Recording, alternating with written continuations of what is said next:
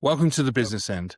Our guest today has spent the last 30 years operating inside two of the most pressurized environments going, Canadian federal politics and national sport.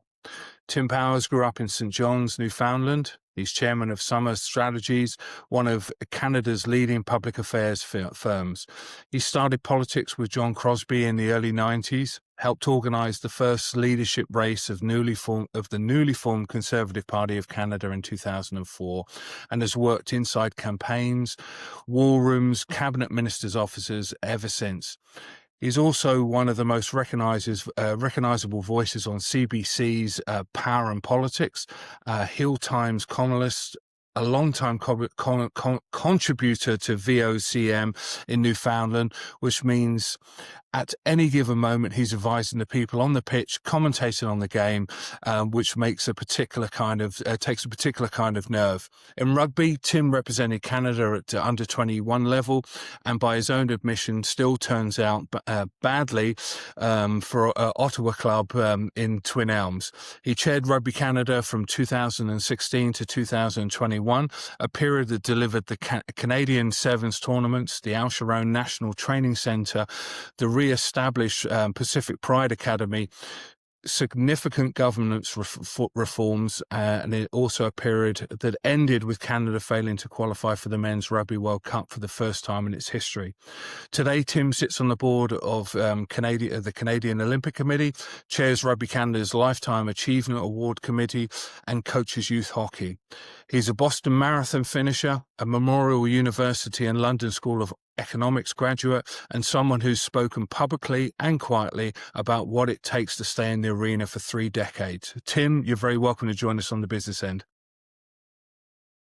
Love to be here with you guys. One correction, Justin. I was gone. When I was chair, we did qualify for the Rugby World that's Cup. good. Not that I want to blame lots of reasons why we didn't afterwards, and certainly people will blame me, but when I was there, we did qualify. Well, I don't like to play the blame game, but that falls totally on Liam's head. I'm really sorry about that, Tim. Nice to meet you, but we can explore the drift, I think, in that, and why you didn't qualify then when you weren't in charge, and we'll explore that. But great to meet you, Tim.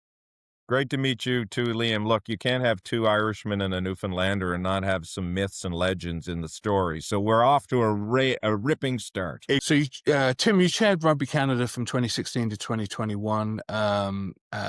During that time, there was a lot of positives, and Canada qualified for the Men's Rugby World Cup. In the preceding period, for the first time ever, Canada didn't qualify for the World Cup for the first time in its history. What, in your opinion, changed over that period of time, and where was the drift or the fallout that led up to that situation? Well, I don't want to take you guys back to the Stone Ages, but I'll take you back to the 90s, even before professional rugby. You'll remember the high watermark for Canadian rugby, of course, is 1991, the quarterfinal appearance. Al has spoken about that when he's been on with you. It was an incredible, incredible moment. And then in 1995, a pretty stellar performance in South Africa as well, though we didn't make the playoffs at that point in time. Canada, unlike Ireland, unlike any of the other countries in Europe that play in the Six Nations, unlike the Sanzar nations, didn't build the infrastructure to continue to compete as you guys all leaped ahead is the simple answer to the question. That wasn't because there weren't many well-meaning people who were trying. I don't think Canada understood through different administrations the boost that professionalism would give to the game and the competitive enhancement that it would bring, that no longer could amateur players, no matter how fit and how strong they were, compete against the Irelands, the Englands, who we, beat in the early 90s on occasion. Canada beat England. Canada tied Ireland. Canada beat Scotland. Canada beat Wales in the Gareth Rees, Al Sharon, Glenn Ennis era because there was more parity then. We just didn't keep up is the simple answer to the question. So by the time, you're 30 years in and however many World Cups that is, We'd taken baby steps and baby steps, and we, used our reputation to allow us to advance in different circles. But the systemic investment was nothing compared to what was happening in Europe. So it was somewhat inevitable that at a certain point, without major investment, we were going to fall out of a World Cup, despite having great athletes and well committed leaders in the sport, because it was like, to use the Canadian parlance, an amateur hockey team, a senior amateur hockey team competing against a seasoned NHL team. And that's what we were. So that is effectively with what happened. We band-aided it a bit during the time I was there. We were able to get into the World Cup through the repechage. And that Mhm. was the first time Canada ever went to the repechage. And that was touch and go. And at that time, I think we had maybe 4 professional players playing in Europe, including Tyler Ardron, a world-class player, but we didn't have the 10 that we had in decades before because there weren't the professional opportunities for our players. So lots of well-meaning people, but we just didn't have a system that was able to deliver the competitive performance necessary. Whereas you look at our women's system, which we were able to mold from the ground up. We're number 2 in the world because Mhm. we built the right women's system. Anyway, that is the sort of quick answer to the question. So, yeah, quick question on that, Tim. What do you think made Canada so successful in the early 90s? The athletes. I mean, look at the players that we had. I mean, Al, Gareth Rees, Glenn Ennis, so many others, John Graff, Chris Tanyan. There were world-class players who were getting world-class opportunities. They were seeking them out too. I mean, Gareth was going to school in the United Kingdom at Oxford.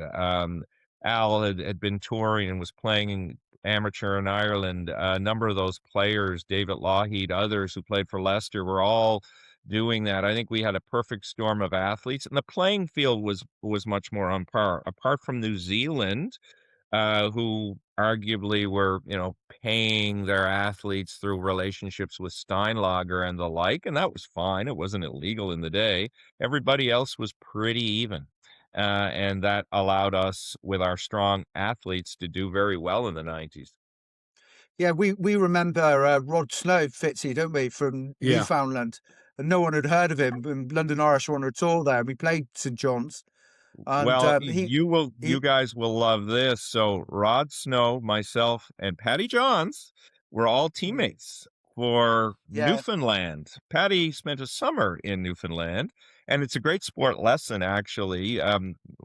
Pat Parfrey, who is a name London Irish supporters will know, former London Irish player, former London Irish coach, came to Newfoundland and Labrador, and he and Dr. Noel Brown, another Canadian international, invested in our team to compete in the junior nationals in 1987.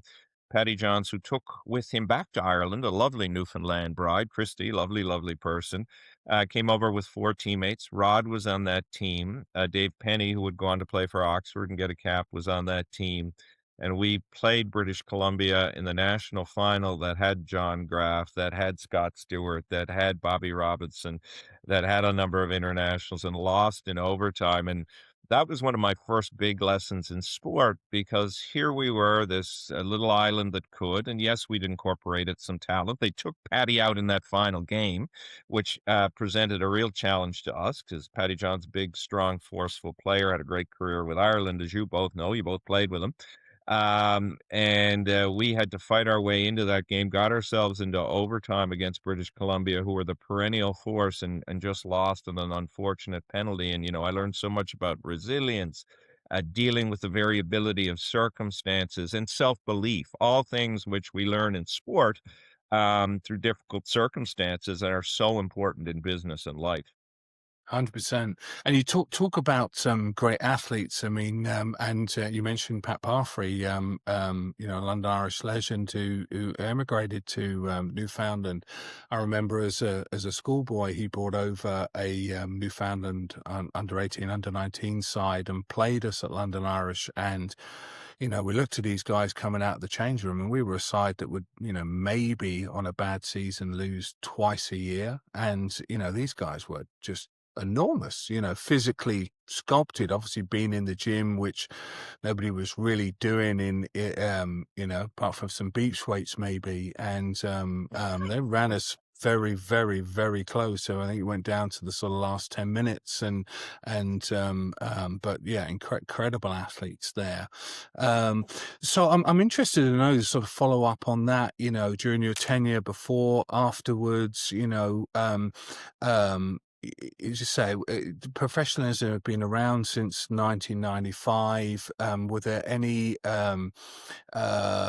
movements incarnations to try and move the game professional in Canada? And if so, what were the what were the issues in making that come to fruition?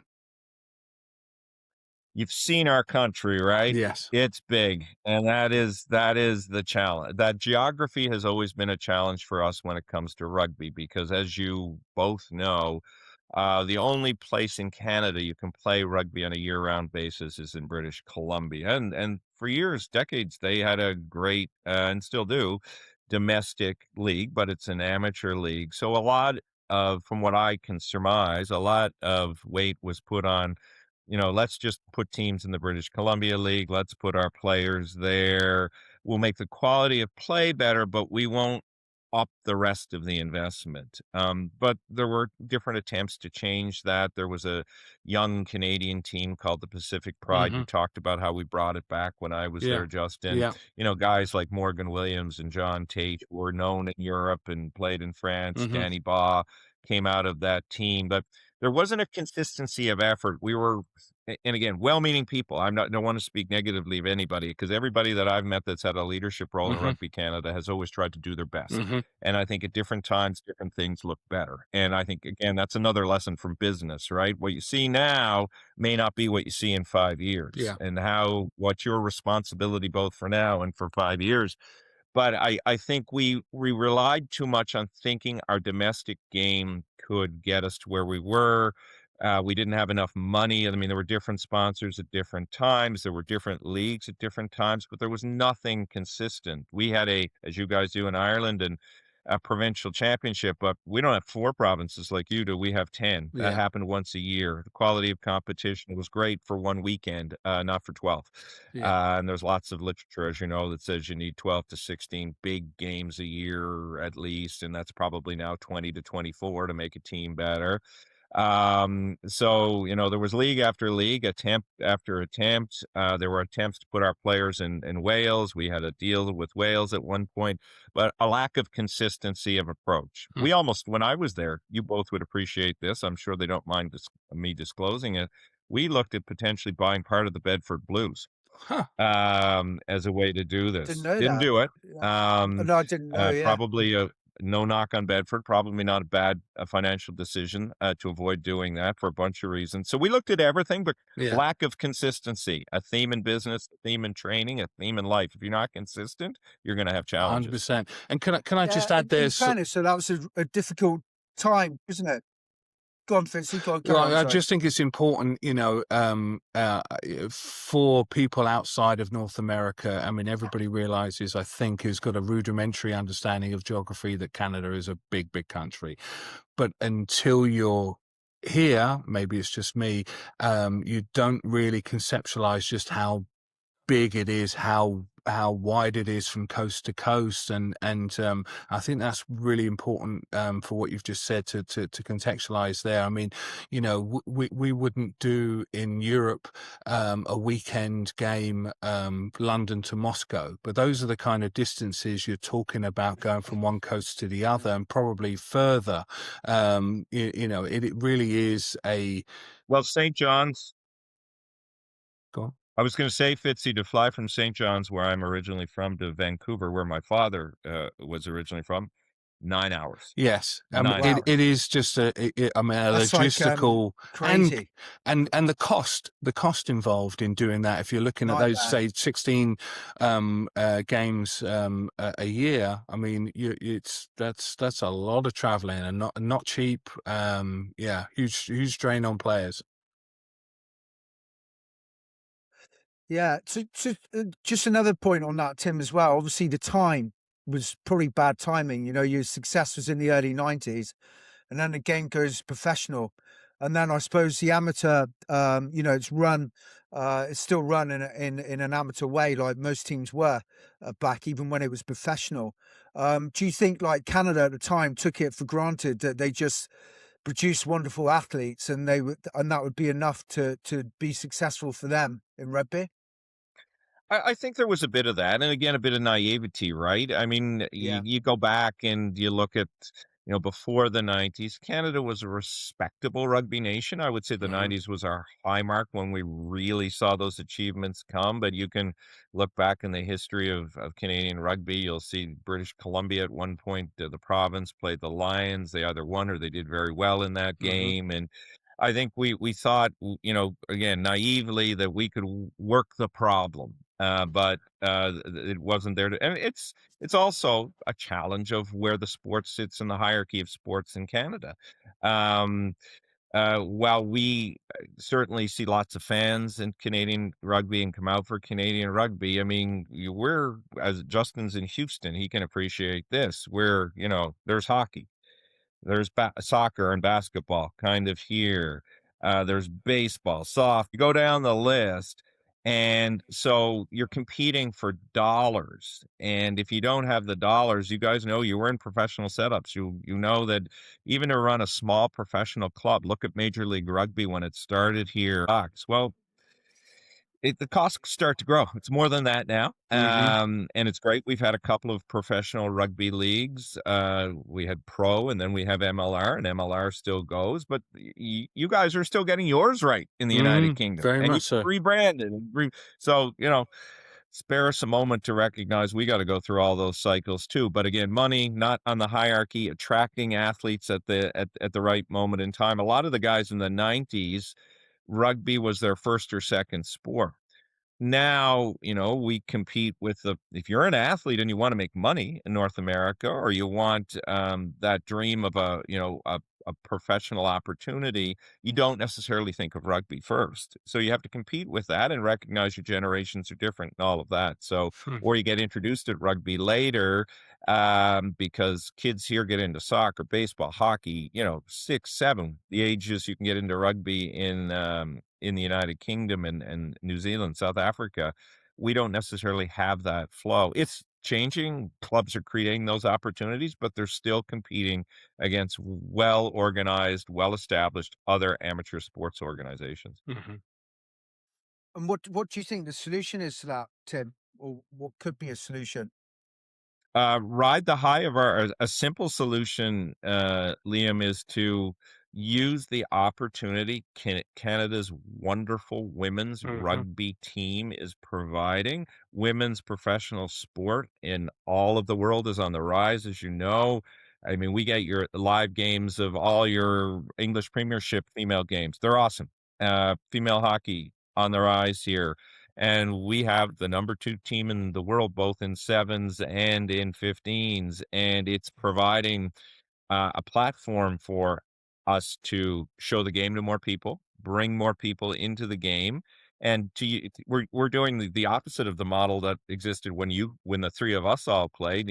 Girls might tag along to play because they saw their boyfriends or their male friends playing. Now girls are attracting guys into the game. We got to ride that. We have to emulate that system and build off that. For years, our women's program was funded off the back of how our men performed at the Rugby World Cup, because that's where a big chunk of change was. It's the opposite now.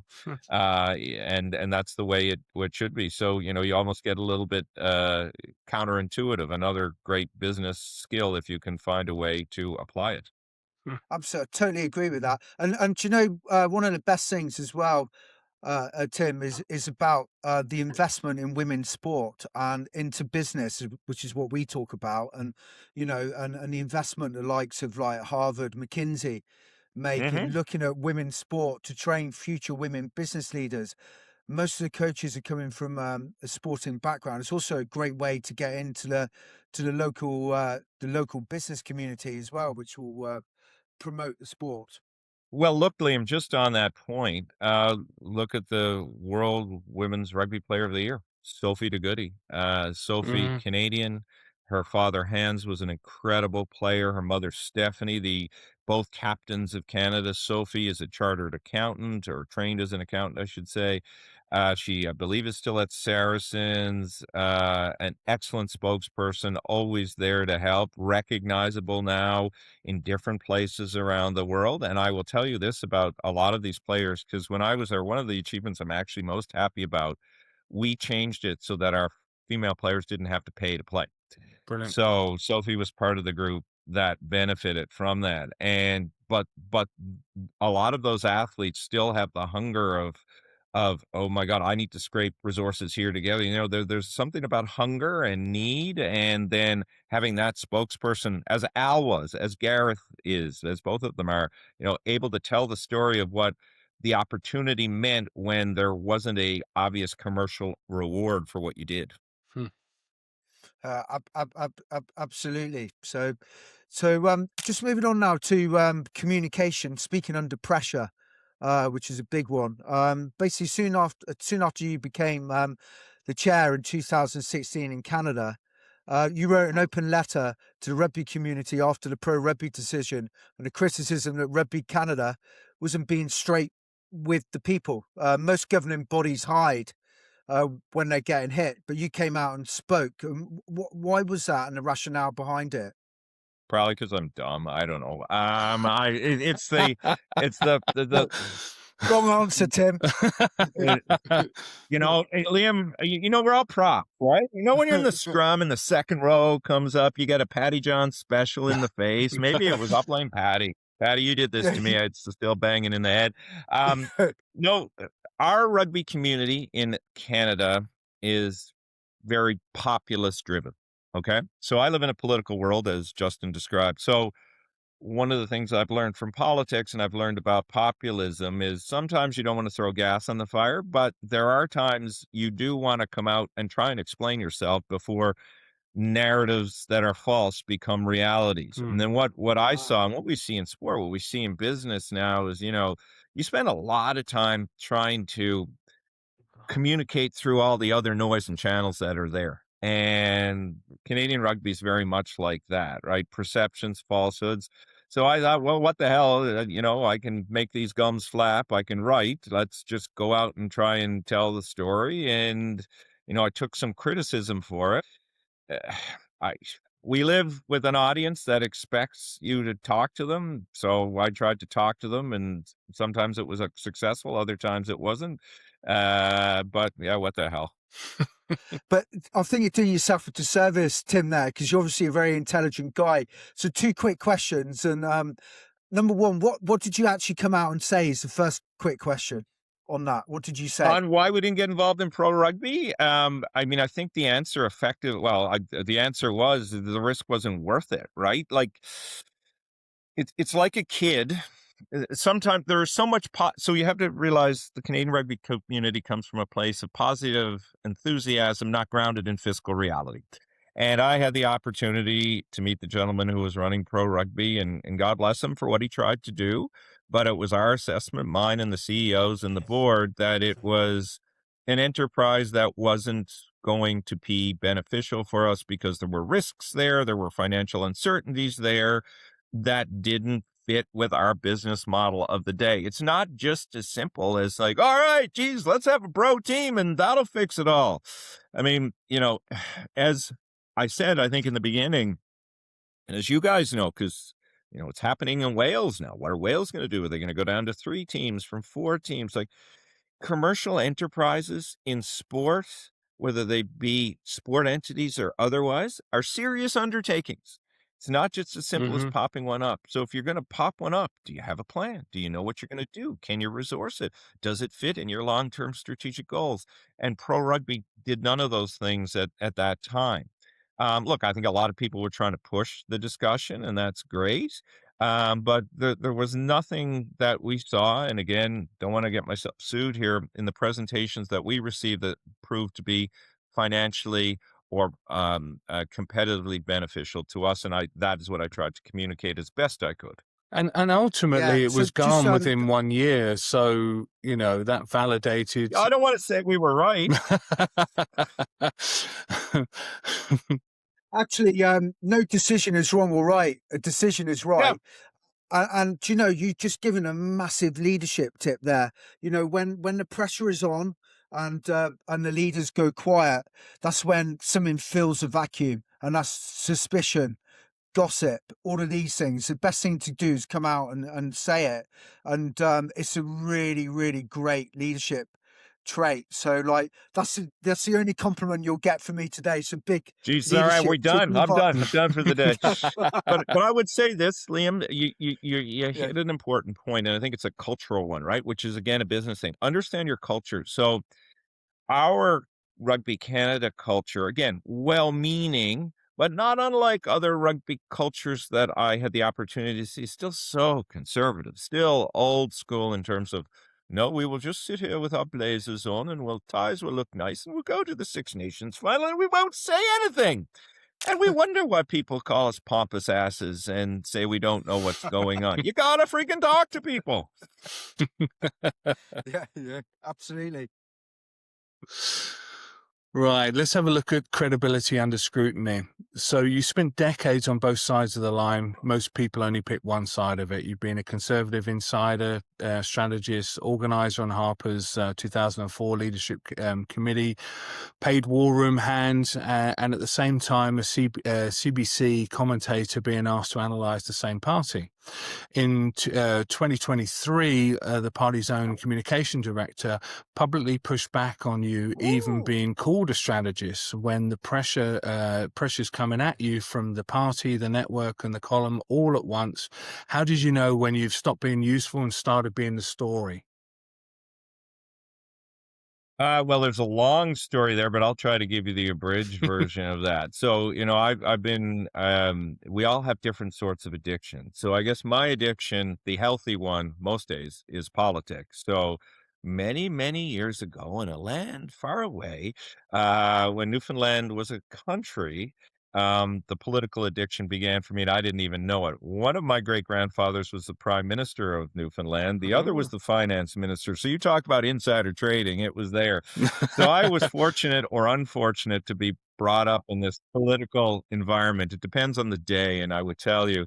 And I guess, to answer the question, you just got to know when to push and when to step back. But I think you have to be, I'll go back to the word consistency, consistent all the way through. One of the criticisms I get as a commentator is I'm not partisan enough. And you know what? I wear that as a badge of honor Mhm. because I can't just spew whatever the talking point of the day is if I don't believe it. Mhm. When I was younger, we do it. In teams, you do it. You're like, this is our plan. We're going to do it. But when you get into the commentariat, you're not getting paid to give yes. Ireland played really well today. Simon Geoghegan had a great run and he didn't give the ball up, but that was okay because Vinnie Cunningham wasn't there to take the try. Like, you know, you got to be straight up and saying, Simon screwed that run up. He should have given the ball out to Vinny. Should have had a score there. Would have been great. Politics is the same way. When that happened in 2023, I kind of wore it as a badge of honor because the issue I was being called out for was something around healthcare and the issue in Canada of medical supply of medications and how the conservatives were just diminishing that. And I had a different view on it, and it was informed personally by a lot of things, and I was proud to stand up with that. I stayed quiet for a couple of days, but that's 3 years ago, and I'm still doing a lot of commentary. And I think, again, for bad or for worse, people know what they're going to get from me, and I don't tend to kiss ass. Just right. Except you two. I mean, thank you very much for having me on the business end. You're very welcome.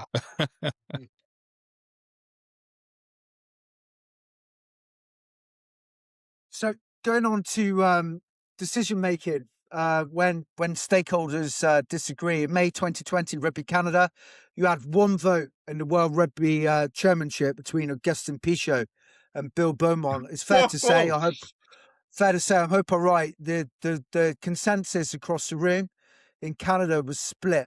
Okay, and how do you encourage people to make decisions without being influenced by the loudest person in the room, or frankly, what you wanted as the chair?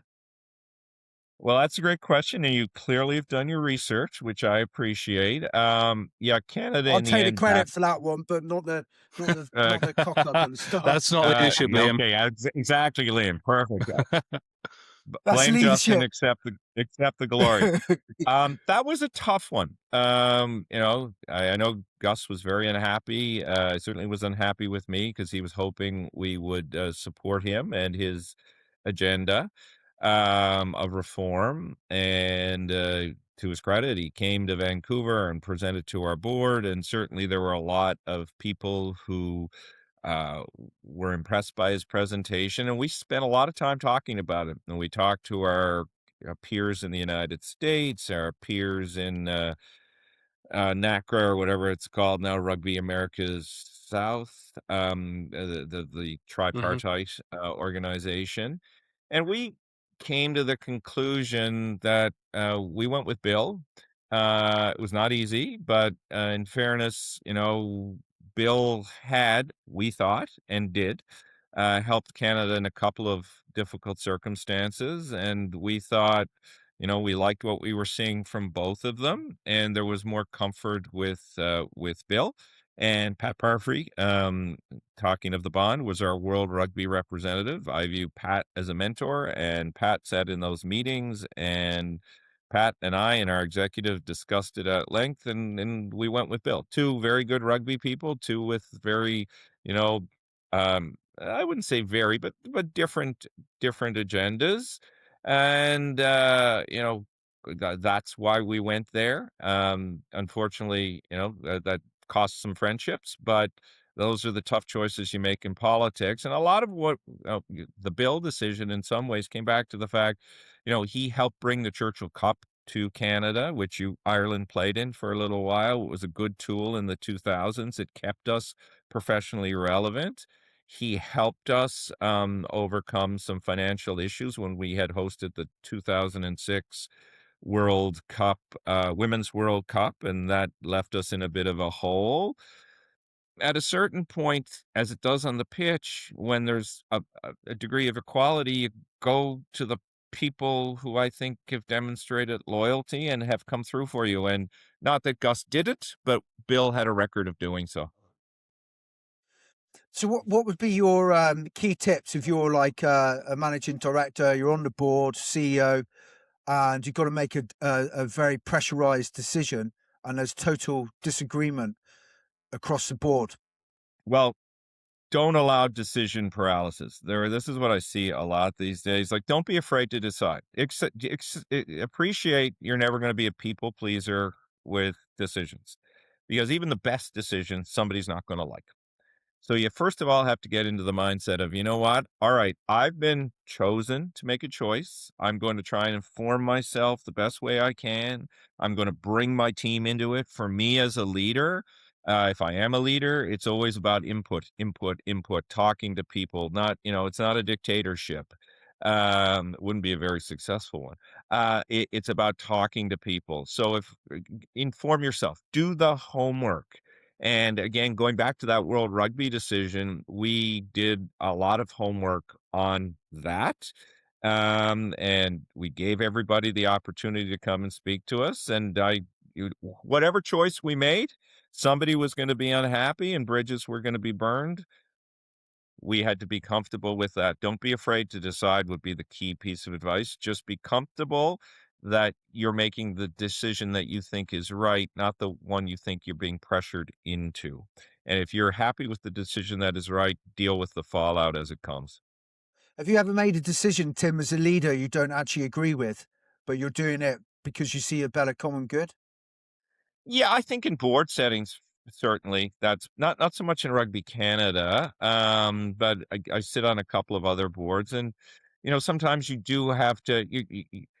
You should never assume you're always absolutely right, because you're not. You should never assume that somebody else's perspective is ill-informed because you don't understand it. You should work to understand it.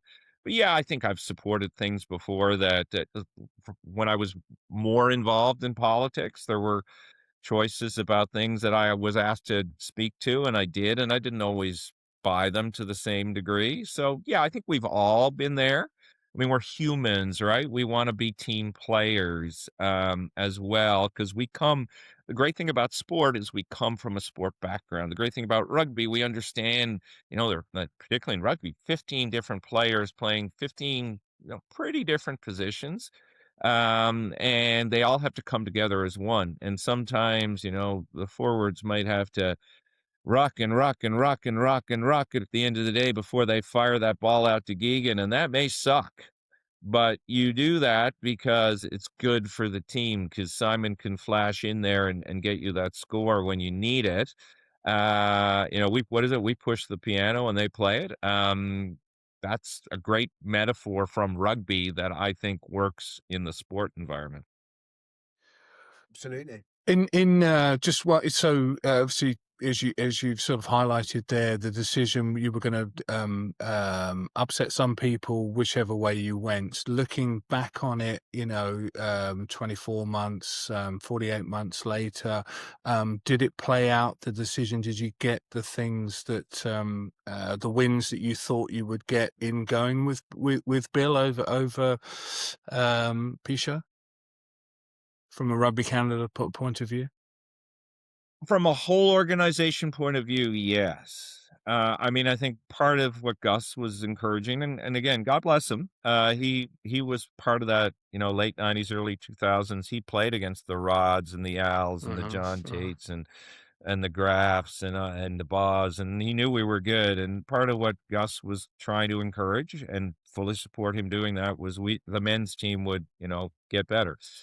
And maybe it would have had better opportunities, because as you guys know, there's the whole list of trying to get good games and, iron sharp, what is it? Iron sharpens steel or iron sharpens iron. Play better teams, you arguably can do better. And but I think we did. We now have I can point from a whole organization perspective, I think we are in a good place. The challenge with rugby is everybody judges it from the men's side.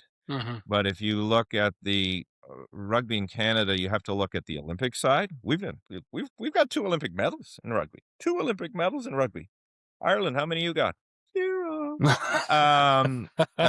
know, sorry, boys, I threw up that in. But with our Irish coach, that little troublemaker and good friend of mine, Jack Hanratty, of course, the Leicester fella, who helped us get the silver medal. But from a whole of organization perspective, yeah, it was the right decision. But you guys are forgetting to ask me this one, only the tough questions. Are you not going to ask me who we back for the 2027 World Cup? I'm waiting for that one. Declan Madden and John O'Driscoll gave me a lot of drinks, boys. We backed Ireland. That didn't help me much, but hey, Canada was with for Ireland in 2027. Of course, you Patty's buried that one, didn't you? God love you. No, we appreciate that. And moving on, building something from zero. So in 2004, Stephen Harper put you on an organised committee for the first leadership race of a newly merged Conservative Party of Canada. A brand new party, no precedent, no muscle memory, and a lot of people watching to see if this thing would hold together. Take us inside that room. When you're building that operating system of an organisation from scratch, before anything is a habit yet, what do you try and get right early, and what do you leave alone on purpose because it'll sort itself out naturally? So you're well familiar with these in Europe because you have them too. I mean, that committee was about setting up the rules to elect the new leader, and whoever that new leader was would be the person who'd do the redesign. So, much like any other sport, there are lots of people who fight over rules and more rules and this rule and that rule, and this is why you have this, because good governance leads to good outcomes. So probably the most difficult part of that exercise, no, most certainly the most difficult part of that exercise, and we were hamstrung on it for quite a while, was what process would we choose to elect the leader, which eventually saw Stephen Harper getting elected. And we had to make some difficult compromises that didn't really win us any friends at the time because much like the Canadian rugby community, the Canadian conservative community, if it doesn't get a decision that looks ideally like the one they'd like, they think there's a conspiracy. So our challenge was developing the voting regulations. We came to a compromise that Harper himself didn't initially like, but then came to realize it was a system he could do well with and work forward. But it was just getting people from warring factions. It's as if, you brought, the Irish and the Welsh into one super team, not the Lions, but an Irish-Welsh super team. If you were to bring it together and that would be your team in the Six Nations. Well, we were bringing different conservative factions together and, while there was respect, there was mistrust. There was concerns about, "Oh, would the Irish front row be favored over the Welsh front row? Would the Stephen Harper conservatives be favored over ex-conservatives?" So we had to go through all of that. A lot of as what good leadership is, sitting down with people, getting to know people, putting your cards on the table when you got to the point of building trust, and trying to get people to go forward for a common purpose. There's this great theory of persuasion that I remember to this day. I used to teach it, and I learned it when I had the great opportunity to go to the Harvard School of Governance, which I recommend for any leader at any time. I was young when I went there. It's the theory of persuasion, and you will appreciate it as will your audience. There's four key elements to it, and I think it's true. The first is, find a way to connect emotionally. The second is establish credibility. Usually by you being there, you're establishing some credibility. So you're bringing something to it. The third is find your common ground. What is your common ground? What is your common ground? Do you actually know what it is? And then the fourth, provide the right evidence to bring it all together. And you can apply that in different manners, but you got to find the common ground and you got to have the credibility. And then you pull the pieces together of the emotional with the factual, and then you can go forward. And that's what that exercise was like. Hmm. Yeah, so what do you ever think, Tim, of, there's another train of thought about leadership. If you go into somewhere new, you create chaos because that's the only opportunity you've got. When you create that chaos, that creates the pressure to expose all the weakness. So can you run those two systems together? I think it depends. Again, I go back to this word. Like I remember when I was at school in London, and I never kind of understood it at the time, but now I do. I think it was the scholar Raymond Williams. Now we're getting into academics, boys. We are disproving all myths about props being lugheads today. Anyway, it was Raymond Williams said culture is one of the most difficult words in the world, and I thought about that at the time. I didn't really get it. Now I get it, right? Because to your question, Liam, is what does the culture allow me to do? What are the limits in there? What are the expectations in there? You can't just go into every circumstance and pull the pin and throw the hand grenade and say, all right, let's see who's going to dive here and dive there and do all of that.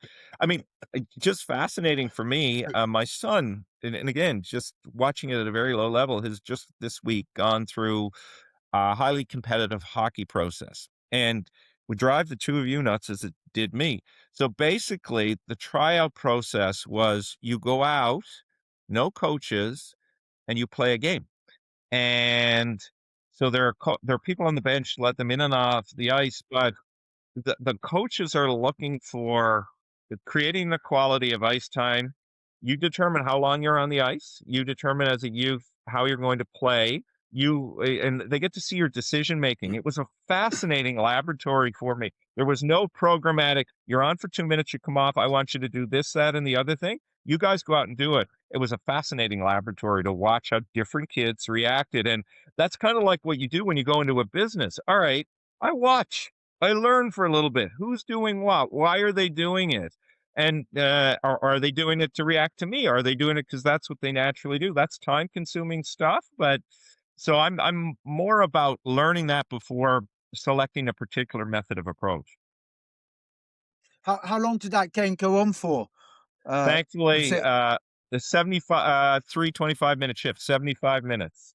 Oh, so when you say there were no coaches, no referees involved, Oh, no, there were then just referees. There were referees, but there were no coaches on the benches. So the referees did keep control, but that was the only structure that was in there. So you had the structure of the game time, but everything else, the players had to figure out themselves. And the test wow. was, let's see your hockey IQ. I can see your athleticism. That will be shown to me. But what I'm looking for is who's smart, who knows what to do, who doesn't. Because as we know, sometimes with employees, we can see eagerness, we can see keen enthusiasm, but what we want to look at their other decision-making process. So for these kids, they were figuring out, all right, if I stay out too long, probably not going to play well. If I try and hog the puck here, somebody's going to think I'm not a team player. It was fascinating. Huh. Yeah, Interesting. I would dare to say it's a great test of mental resilience. Would you say for Yeah, the children? entirely, right?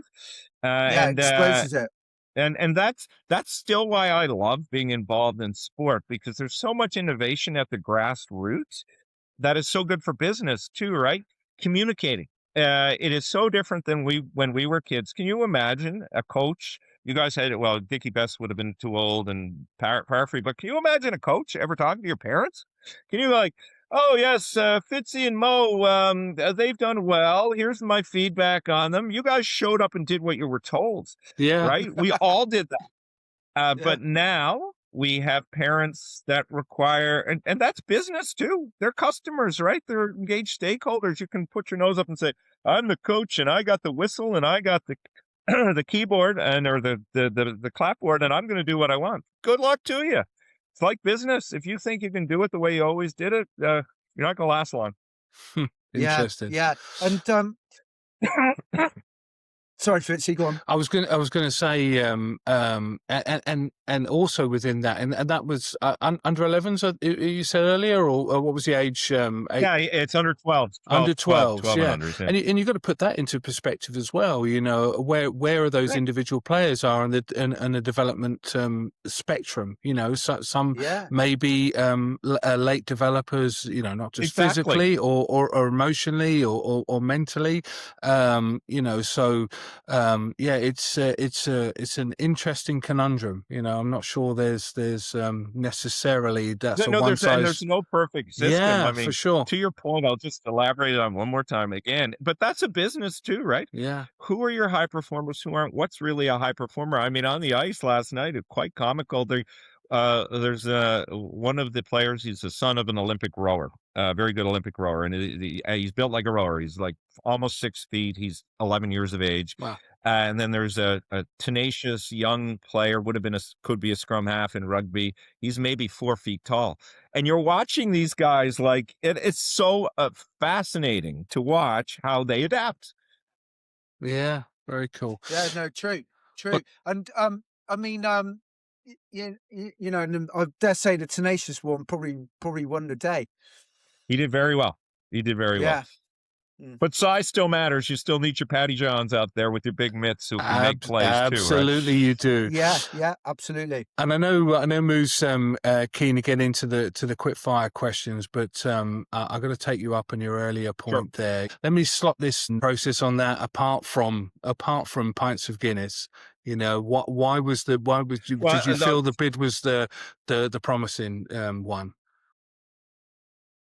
I think we credit to Pat Parfrey, who was an Irish international. Like, he helped build a great relationship, and even to this day, you know, Declan Madden, Declan's a fantastic fellow. Brian's uncle, John O'Driscoll, great guys. Fergus Slattery, though not on the board. There was a tight bond there, and Ireland helped us. We got a chance to play a test.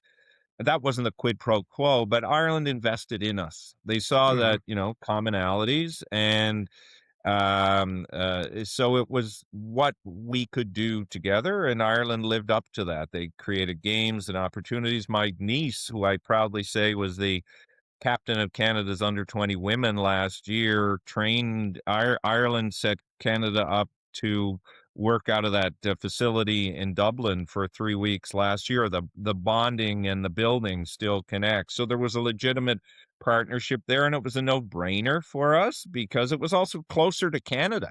to grow the game, we wanted to, not that France was farther away, but the alignment was there. We wanted people to be able to go to Dublin. We have direct flights to Dublin to go all over Ireland and watch the game, and your lads were first class. Glad to hear it. So last question for as well, Tim, from me before we go on to the quick fire, because we spoke a lot about decision making, consensus, the new world of business. When the pressure's on, and you've got to make decisions, you've got to make calls, and what lessons or do you turn to from the world of sport, if any, that run through your business career and your career in general? I think a couple is first situational awareness, right? It's now called scanning. Great face. Do I know what's happening here? Who's there? Who's there? But you want to know, all right, where am I and what am I in at the moment? So you understand what position you're in and what you're being asked to do, right? And you have this in sport. Do you pick up the ball and run? Do you hand off? Do you make a tackle in rugby? Do you come up to the line, or do you hold back, wait for the scrum half? So that situational awareness is so vital. And do you have the proper awareness? Are you not, are you blind? You're not looking to the blind side to see something there. And reflection, even though you have to do that quickly. All right, boom, quickly. Is this the right thing to do? Finding that balance between reflection and instinct.